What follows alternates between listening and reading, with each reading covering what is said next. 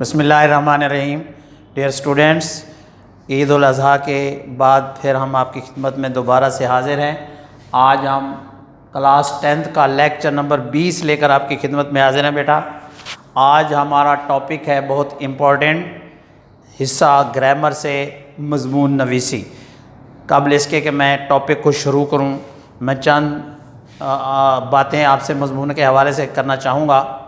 دیکھیں بیٹا، مضمون نویسی ویسے تو ہم تیسری چوتھی کلاس سے مضمون لکھتے آتے ہیں، لیکن بغیر قید کلیے کے، بغیر اصول کے، بغیر سمجھے ہوئے، رٹے رٹائے، پڑھے پڑھائے لکھ دیتے ہیں۔ یہاں آ کے ہمارا لیول بنتا ہے، سیکنڈری لیول۔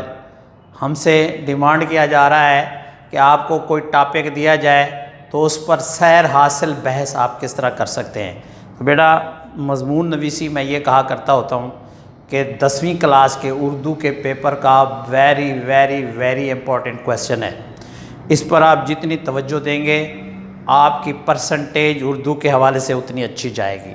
چونکہ یہ 15 نمبر کا سوال ہے، بچے اس کو آخر میں ٹچ کرتے ہیں، 2-4 لائنیں لکھ کے ایک آدھ صفحہ، آدھا صفحہ لکھ کر چھوڑ دیتے ہیں، اس میں سے ایک آدھ مارکس لے جاتے ہیں، تو 14-13 نمبر کا مارجن آپ کو کہیں سے کہیں پہنچا دیتا ہے۔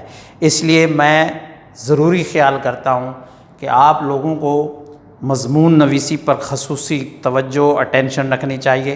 یہ بہت اہم سوال ہے معروضی کے بعد 15 نمبروں کا، تو اس میں جتنی لچک آپ کو آئے گی اتنا آپ پرسنٹیج میں پیچھے جائیں گے۔ تو مضمون لکھنے کے طریقے میں آپ کو لیکچر میں بھی بتا چکا ہوں۔ اس کی 4 جز ہوتے ہیں۔ پہلے نمبر پہ اس کی تعریف، پھر اس کی دلائل، پھر بحث، اور آخر میں نتیجہ۔ تو اب سوال یہ پیدا ہوتا ہے کہ مضمون نویسی کس انداز میں لکھی جائے تو زیادہ مؤثر اور اچھی ہوتی ہے۔ تو اس سلسلے میں گزارش ہے، جو مضمون کی روح ہے، جو ماہرین نے تجویز کیا ہے، وہ یہ ہے کہ مضمون کو پیراگرافز کی شکل میں لکھا جائے۔ مختلف ہیڈنگز کے پیراگراف بنا لیے جائیں، ایک بات، چند باتیں اس پیراگراف میں مکمل کرنے کے بعد اگلا پیرا شروع کیا جائے۔ اس طرح آپ جتنا آپ کے پاس مٹیریل ہے اس کو ان پیراگرافز کی شکل میں آپ احاطہ تحریر میں لائیں گے تو وہ خوبصورت مضمون سمجھا جائے گا۔ اپنے مضمون کو بہترین بنانے کے لیے، خوبصورت بنانے کے لیے قرآنی آیات، احادیث نبوی صلی اللہ علیہ وآلہ وسلم اور کہاوتیں، اقوال اور اشعار کی مدد سے اس کو خوبصورت بنایا جا سکتا ہے۔ ان کو کوڈنگز کہتے ہیں۔ آج ہم آپ کو کوڈنگ کا استعمال بھی بتائیں گے۔ کوڈنگ کا استعمال اس طرح کرنا ہے بیٹا کہ آپ جس قلم سے مضمون لکھ رہے ہیں، جس سیاہی سے لکھ رہے ہیں، اس سے ڈیفرنٹ کلر میں کوڈنگ دیں۔ آپ نیلے سے کر رہے ہیں تو کالے میں کوڈنگ دیں، کالے سے لکھ رہے ہیں تو نیلے سے کوڈنگ دیں۔ مارکر استعمال کریں اور واضح کر کے لکھیں۔ احادیث نبوی، قرآنی آیات کا ترجمہ، اقوال زریں، کہاوتیں، ان کو انورٹڈ کاماز میں لکھیں۔ اس کے علاوہ اشعار کو اس کا وزن برابر رکھنے کی کوشش کریں۔ اگر غلط وزن کا شعر ڈال دیا تو غلط تاثر جائے گا اور آپ کے نمبر ڈیڈکٹ ہوں گے، کٹ جائیں گے۔ لہٰذا اگر شعر کے اوپر عبور ہے، تسلی ہے، یقین ہے، اچھی طرح ازبر ہے تو نوٹ کریں، ادروائز چھوڑ دیں۔ ایک مضمون میں کم از کم آپ 5 سے 6 اشعار ڈال سکتے ہیں۔ اس کے بعد شعر کو، کہاوت کو، حدیث کو، قرآنی آیت کو پیراگراف کے موقع محل کے حساب سے لکھا جائے، تاکہ وہ آیت، وہ قرآنی آیت یا حدیث یا کہاوت یا قول یا شعر اس پیراگراف کی دلالت کرے، اس کی وضاحت کرے، تب آپ کا مضمون مؤثر ہو جاتا ہے۔ اب سوال ہوتا ہے آخری کہ مضمون کتنا لکھنا چاہیے کہ ہمیں زیادہ سے زیادہ نمبر ملیں۔ تو اس کے لیے میں ریکمینڈ کرتا ہوتا ہوں کہ اپنی امتحانی کاپی کی، جو امتحان میں آپ کو کاپی ملتی ہے، اس کے کم از کم 7 پیجز، 7 صفحات اگر آپ لکھ گئے، صاف ستھری لکھائی ہے، ہینڈ رائٹنگ خوبصورت ہے، کوڈنگ، کہاوت، آیات ربانی اور احادیث اشعار کا صحیح اور برمحل استعمال ہوا ہے تو آپ 14 سے 14.5 نمبر لے سکتے ہیں بیٹا۔ تو ان ہدایت پر اگر آپ عمل کریں گے تو آپ کا مضمون خوبصورت بھی ہو جائے گا، مؤثر بھی ہو جائے گا، پڑھنے والے پر اثر چھوڑے گا، چیک کرنے والا دل کھول کے نمبر دے گا۔ اگر آپ نے اپنی مرضی کی میجورٹی آف دا اسٹوڈنٹس، چند بچے جو ٹاپرز ہوتے ہیں وہ توجہ کرتے ہیں، ہماری جان بھی کھاتے ہیں، ہم سے پوچھتے بھی رہتے ہیں، میجورٹی اسٹوڈنٹ اس کو اگنور کرتے ہیں۔ میں یہ کہتا ہوں کہ معروضی کے بعد اگر آپ کی پرائرٹی ہو تو سب سے پہلے مضمون کو ٹائم دیں، اس پر آپ کو 40 سے 50 منٹ کا ٹائم دینا چاہیے اوورآل، باقی سوالوں کو بعد میں رکھیں۔ بچے کیا کرتے ہیں، باقی سوال حل کرتے رہتے ہیں، اینڈ میں آ کے مضمون کے لیے جب سٹارٹ کرتے ہیں تو ٹائم ختم ہو چکا ہوتا ہے، وہ چند لائنیں چند صفحے لکھ پاتے ہیں جس کا ان کو خاطر خواہ فائدہ نہیں ہوتا۔ لہٰذا آپ کوشش کریں زیادہ سے زیادہ مٹیریل ڈالنے کی۔ ویسے تو ترتیب میں ہمارے جو زمزم ہے، علامہ اقبال ہے، قائد اعظم ہے، لیکن میں نے آج جس ٹاپک کا انتخاب کیا ہے صرف جسٹ آپ کو ایک نمونہ اور ماڈل دینے کے لیے، وہ ہے حب وطن۔ تو ہم اپنے ٹاپک کی طرف آتے ہیں ڈیئر اسٹوڈنٹس۔ سب سے پہلے اس کا تعارف کریں گے کہ وطن کہتے کسے کے ہیں۔ وطن جنم بھومی، جائے پیدائش، انسان جہاں پر پیدا ہوتا ہے اس کی زرزمین سے، اس کی گلیوں سے، اس کے راستوں سے، اس کی سڑکوں سے، اس کے مکانات سے، اس کی فضا سے اس کو انس اور محبت ہو جاتی ہے۔ تو یہ قدرتی جذبہ ہے جو اللہ تبارک و تعالی ہر انسان کے دل میں ڈال دیتا ہے۔ اب اس میں مذہب کی کوئی قید نہیں، ہر مذہب کا ماننے والا اپنے اپنے علاقے اور وطن سے محبت کرتا ہے۔ وطن کی محبت پردیسیوں سے پوچھیں کہ کتنی اہمیت اختیار رکھتی ہے۔ اور میرے نبی کا فرمان عالی شان ہے کہ بھئی حب الوطن من الایمان، وطن کی محبت ایمان کا حصہ ہے۔ جس شخص کے دل میں محبت نہیں ہے وطن کی، اس کا ایمان نامکمل ہے، وہ غدار ہے، وہ اپنے وطن سے وفا کر ہی نہیں سکتا، وہ ہمیشہ وطن کے خلاف سوچے گا۔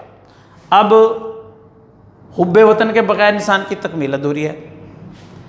میں نے آپ سے عرض کیا نا کہ حب وطن، وطن کی محبت، یہ انسان کے دل کا حصہ ہے۔ اللہ تبارک و تعالیٰ قدرتی طور پر انسان کے دل میں وطن سے محبت ڈال دیتا ہے، یہ وصف ہے، انسانی خوبی ہے۔ اور جب تک انسان کے اندر حب وطن نہ ہو، وطن سے محبت کا تقاضا نہ ہو، وہ اس کی زندگی نامکمل رہتی ہے۔ وہ شخص کبھی بھی اپنے وطن سے محبت نہیں کرے گا، وہ شخص کبھی بھی اپنے وطن کے فائدے کی نہیں سوچے گا، وہ شخص ہمیشہ ذاتی فائدے پر نظر رکھے گا، اس کو وطن سے، اہل وطن سے کوئی محبت نہیں ہوگی۔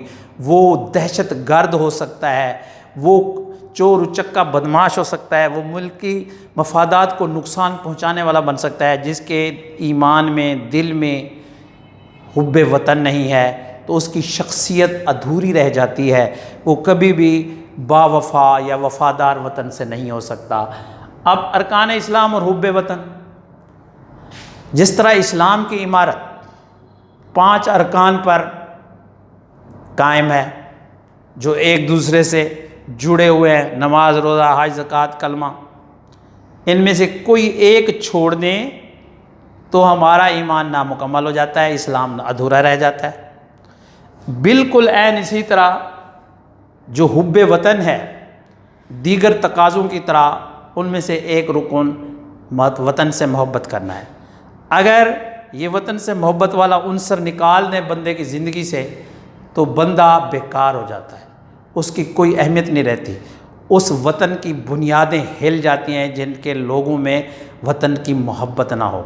وطن ہم سے تقاضا کرتا ہے کہ اے وطن تو نے پکارا تو لہو کھول اٹھا، اے وطن تو نے پکارا تو لہو کھول اٹھا، تیرے غازی تیرے جانباز چلے آتے ہیں، تیری بنیادوں میں ہے لاکھوں شہیدوں کا لہو، ہم تجھے گنج دو عالم سے گراں پاتے ہیں۔ اور پھر شاعر تو یہ بھی کہتا ہے کہ آؤ اپنے جسم چن دے اینٹ پتھر کی طرح، آؤ اپنے جسم چن دے اینٹ پتھر کی طرح، بے در و دیوار ہے لیکن یہ گھر اپنا تو ہے۔ تو جس شخص کے اندر وطن کی محبت نہیں تو گویا اس نے ایک اہم رکن کو ضائع کر دیا۔ اہم رکن کو ضائع کرنے کا مقصد یہ ہے کہ اس نے ایک وطن کا ایک ستون نکال دیا، تو وہ وطن سے کبھی باوفا نہیں ہو سکتا۔ وطن سے محبت ایمان کا تقاضا ہے۔ ایمان دو چیزوں سے آتا ہے، صفائی اور محبت۔ تو وطن کی محبت ایمان کا تقاضا ہے۔ ہمارا ایمان اس وقت مکمل ہوتا ہے جب ہم وطن سے محبت کریں۔ اگر ہمارے اندر وطن کی محبت نہیں ہے تو ہمارا ایمان بھی نامکمل ہے۔ اور پرندے بھی اپنے نشیمن سے پیار کرتے ہیں۔ پرندے حقیر مخلوق ہے، بے زبان مخلوق ہے، ان کو بھی اپنے آشیانے سے بڑی محبت ہے۔ آشیانہ، گھونسلہ جہاں یہ رہتے ہیں، وہ تنکوں کا ایک گھر بھی ہو سکتا ہے، کسی درخت کا ایک سوراخ بھی ہو سکتا ہے، کسی درخت کی ایک شاخ اور ٹہنی بھی ہو سکتی ہے۔ جہاں جہاں بسر کرتے ہیں، رات مسکن بنایا ہوا ہے پرندوں نے، ان کو بھی اپنے وطن سے، اپنے مسکن سے، اپنے گھونسلے سے، اپنے آشیانے سے محبت ہوتی ہے۔ وہ شام کو وہ سیدھا اپنے ٹھکانے پہ آتے ہیں۔ گھر کیا ہے؟ آرام کی جگہ، سکون کی جگہ۔ وطن بھی ہمارے امن اور سکون کی جگہ ہے، جہاں ہم بے فکر ہو کر رہتے ہیں، اپنے زندگی کے کام سر انجام دیتے ہیں، کوئی خوف و خطرہ نہیں ہوتا، بلا خوف و خطر اپنے دینی تقاضے، نماز، روزہ، حج، زکوٰۃ ادا کرتے ہیں۔ ہماری سوچ، ہماری تحریر اور ہماری تقریر پر کوئی پابندی نہیں ہوتی، تو ہم تمام حقوق حاصل ہوتے ہیں۔ تو جس طرح پرندے اپنے نشیمن سے محبت کرتے ہیں، عین اسی طرح انسان بھی اپنے اپنے وطن چھوٹی سی بستی بھی وطن ہے، ایک چھوٹا سا محلہ بھی وطن ہے، ایک ضلع بھی وطن ہے، ایک تحصیل بھی وطن ہے، ایک صوبہ بھی وطن ہے، پورا ملک بھی وطن ہے۔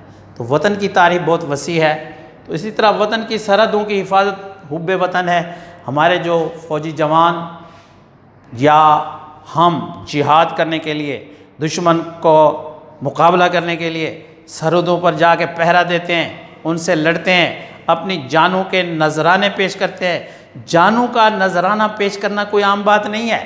یہ بندہ اس وقت تیار ہوتا ہے جب اس کے دل میں وطن کی محبت ہو۔ اگر وطن سے کسی چیز سے ہمیں محبت ہی نہیں ہے، جیسے عاشق اپنے محبوب کے لیے جان دینے کے لیے تیار ہو جاتا ہے، کیونکہ اسے اپنے محبوب سے محبت ہے۔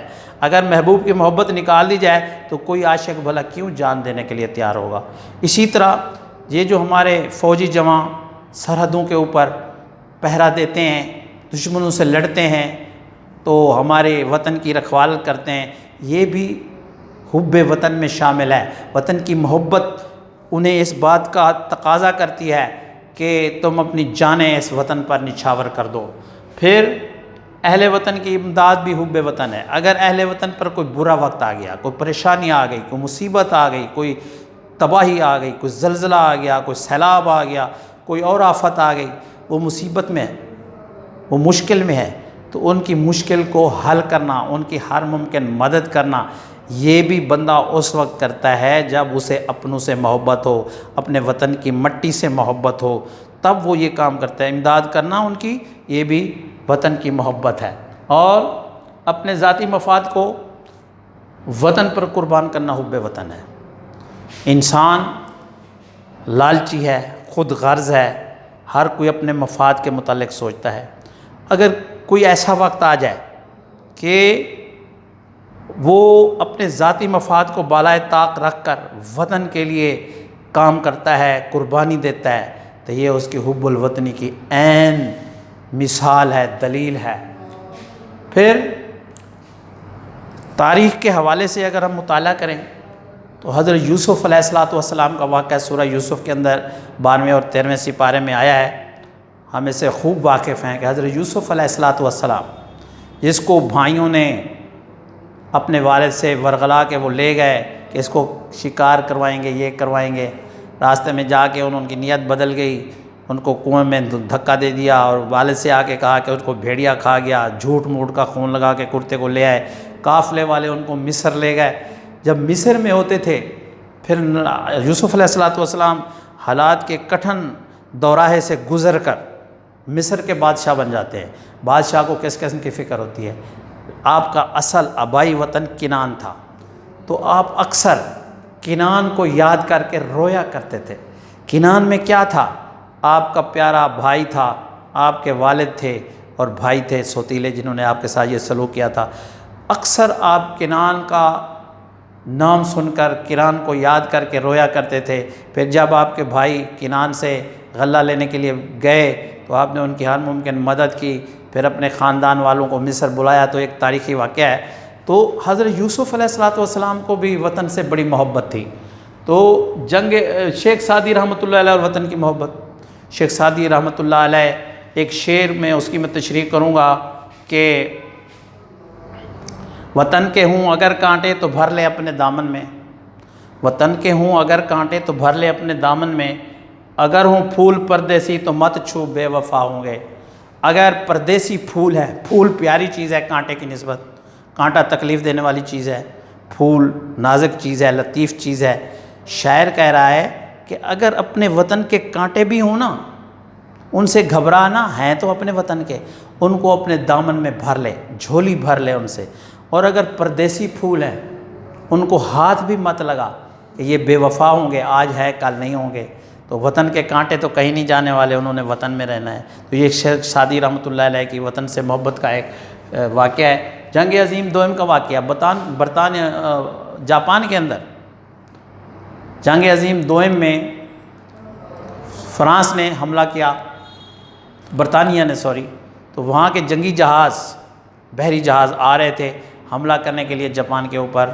تو جاپان کے چند نوجوانوں نے آپس میں مشورہ کیا کہ اگر ہم اپنے جسم پر بم باندھ کر یہ جہاز تباہ کر دیں تو ہماری جان جانے سے کوئی معمولی فرق پڑے گا لیکن ہمارا ملک بچ جائے گا۔ تو انہوں نے فوراً اس فیصلے پر عمل کرنے کی ٹھان لی۔ انہوں نے اپنے جسموں سے بم باندھے اور جا کے جب جہاز لنگر انداز ہوئے ان سے جا کے ٹکرا گئے، اور ان کے حملہ کرنے سے پہلے ان جہازوں کو تہس نہس اور تباہ و برباد کر دیا۔ اس طرح جاپان ایک بہت بڑی بربادی سے بچ گیا چند نوجوانوں کی قربانی سے۔ یہ عمل کون سے عمل نے اس کو اس بات پر اکسایا ان لوگوں کو؟ حب وطن نے، وطن سے محبت نے، کہ وطن بچ جائے، ملک بچ جائے، ہماری جان جاتی ہے تو چلی جائے، ہمارے بھائی دوست احباب تو یہاں رہ رہے ہیں۔ اس کے بعد راشد مناس اور حب وطن، بیٹا راشد مناس کی شخصیت کسی تعارف کے محتاج نہیں۔ یہ زیر تربیت پائلٹ تھا اور جہاز اڑا رہا تھا، تو اس کا جو استاد تھا وہ غدار بن گیا۔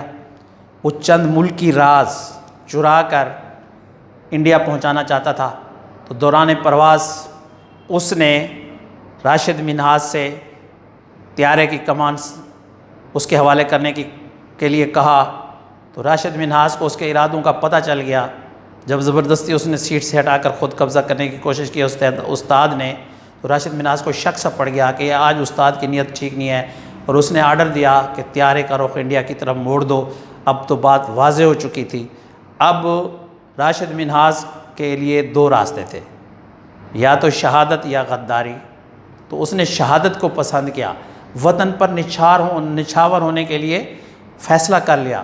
اس نے لڑتے لڑتے طیارے کا رخ زمین کی طرف موڑ دیا کہ طیارہ تباہ ہو جائے گا، میں شہید ہو جاؤں گا، استاد بھی ساتھ جائے گا، لیکن میرے ملک کے قیمتی راز دشمن ملک کے حوالے نہیں ہونے چاہیے۔ تو یہ تاریخ آج اسے ہیرو کے نام سے یاد کرتی ہے۔ یہ عمل کرنے کے لیے اسے کس بات نے اکسایا؟ وطن کی محبت نے، اور قائد اعظم اور حب وطن۔ قائد اعظم نے وطن سے محبت کے 3 اصول بنا دیے: عشق، ایمان اور حب الوطن۔ یہ زندگی کے 3 روشن تصورات ہیں۔ جس شخص کے اندر یہ 3 روشن تصورات پائے جائیں وہ بے انتہا وطن سے محبت کرتا ہے۔ غداران وطن کی سزا، جو لوگ وطن سے غداری کرتے ہیں، ملک، قوانین، عوام، وہاں کے رہنے والے، ان کو سخت سزائیں دیتے ہیں۔ تاریخ کا ایک اہم واقعہ ہے کہ جب انگریزوں نے میسور اور بنگال پر حملہ کیا تو وہاں کے جرنیلوں نے، میر جعفر اور میر صادق نے قلعے کے دروازے کھول دیے، غدار بن گئے اور نقصان پہنچایا۔ ٹیپو سلطان شہید ہو گیا اور سراج الدولہ وہ بھی شہید ہو گیا۔ اس طرح ان غداران وطن نے ملک کے چابیاں دشمنوں کے حوالے کر دیں۔ صادق از بنگال، جعفر از دکن، ننگے دین ننگے وطن، ننگے وطن ملت ننگے وطن۔ تو یہ غداران کی سزا بھی بہت ہی ضلالت و خواری والی ہوتی ہے۔ اب ہم کوڈنگ کی طرف آتے ہیں۔ سب سے پہلے حدیث مبارکہ ہے وطن کی محبت کے حوالے سے کہ حب الوطن من الایمان، وطن سے محبت ایمان کا حصہ ہے، اگر اس میں خامی ہے تو سب کچھ نامکمل ہے۔ ایک مشہور کہاوت ہے کہ جو سکھ اپنے چبارے، نہ بلخ نہ بخارے۔ بلخ اور بخارا دو شہروں کے نام ہیں، علاقوں کے نام ہیں۔ تو شاعر کہنے والا مفکر یہ کہہ رہا ہے کہ جو east or west, home is the best. تو جو مزہ اپنے گھر میں ہے، اپنے وطن میں ہے، وہ نہ بلخ میں ہے نہ بخارے میں ہے۔ اور دوسرا ایک مشہور فلسفی ناتھن ہیل ہے، اس کا قول ہے کہ I regret that I have but only one life to lose for my country۔ وہ کہہ رہا ہے کہ افسوس مجھے اس بات کا ہے کہ میرے پاس صرف وطن پر نچھاور کرنے کے لیے صرف ایک زندگی ہے، 1000 زندگیاں ہوتی تو میں اپنے وطن پر نچھاور کر دیتا، لیکن زندگی ایک ہی ملتی ہے انسان کو، جب شہید ہو جائے، فوت ہو جائے، وطن پر قربان ہو جائے تو دوبارہ زندہ نہیں ہو سکتا۔ ویسے ہمارے ایمان کے مطابق شہید زندہ ہے۔ تو ناتھن ہیل نے کہا کہ I regret that I have but only one life to lose for my country، کہ افسوس میرے پاس اپنے وطن پر نچھاور کرنے کے لیے صرف اور صرف ایک زندگی ہے۔ اب کوڈنگ اشعار کی طرف آتے ہیں۔ یہ اشعار اس طرح نہیں آپ نے لکھ دینے، یا یہ کوڈنگ جس طرح میں نے علیحدہ علیحدہ کر کے لکھ دیے ہیں، یہ میں نے آپ کو اس لیے علیحدہ لکھ دیے ہیں تاکہ آپ کو دیکھنے میں، سمجھنے میں، یاد کرنے میں آسانی رہے۔ اگر کوئی لکھنا بھی چاہے تو لکھ لے۔ تو آپ نے ان کو بیچ بیچ میں لکھنا ہے، پیراگراف بنا کر جب آپ کوئی پیرا ختم کرتے ہیں تو کوئی کوڈنگ، کوئی اقوال، کوئی شعر ڈال دیں۔ تو پہلا شعر ہے، سارے جسم کو لے کر گھوم زمانے میں جہاں بھی پھرتا رہے، بس ایک دل کی دھڑکن پاکستان میں رکھ۔ آپ کا دل پاکستان میں دھڑکتا رہنا چاہیے، آپ کا دل پاکستان کی محبت میں دھڑکتا رہے، جسم آپ کا جہاں بھی گھومتا رہے اس کی پرواہ نہیں ہے۔ لمحہ لمحہ کھینچا جاتا ہوں اس کی جانب، جانے اس مٹی سے میری نسبت کیا ہے، کہ میں وطن کے قریب سے قریب تر ہوتا جا رہا ہوں، پتہ نہیں وہ کون سی نسبت ہے، وہ کون سا رشتہ ہے کہ مجھے اس مٹی کی جانب کھینچتا ہے، اور وہ ہے حب الوطنی کا جذبہ۔ تیسرا شعر ہے، جنت سے کہیں بڑھ کے حسین میرا وطن ہے، جنت سے کہیں بڑھ کر حسین میرا وطن ہے، ہمسر ہے فلک کی جو زمین میرا وطن ہے، میری زمین آسمان کی برابری کرتی ہے، اور جنت جو خوبصورت ترین جگہ ہے، اللہ اپنے مومنوں کو انعام میں دے گا، میرا جو ملک ہے وہ جنت سے بھی بڑھ کر حسین ہے۔ یہ ایمان کا تقاضا ہے۔ دشمن کو بھی اللہ نہ چھڑائے وطن سے، جانے وہی بلبل جو بچھڑ جائے وطن سے۔ دشمن کا بچھوڑا، دشمن سے علیحدگی، وطن سے نکل جانا، بھاگ جانا، نکالے جانا، اللہ دشمن کو بھی نہ دکھائے، اس کو بھی اس کا وطن نصیب ہو۔ جس طرح بلبل جب اس سے باغ سے نکال دیا جاتا ہے تو اس سے دل سے پوچھ کر دیکھیں گے اس کا مسکن، اس کا وطن، اس کا جائے رہائش اس سے چھن گئی، اس کے دل پر کیا بیتی۔ وطن کے ہوں اگر کانٹے تو بھر لے اپنے دامن میں، اگر ہوں پھول پردیسی تو مت چھو بے وفا ہوں گے۔ اس کی تشریح میں کر چکا۔ میرے وطن کے ذرے ذرے میں تنویر جمال خوبہ ہے۔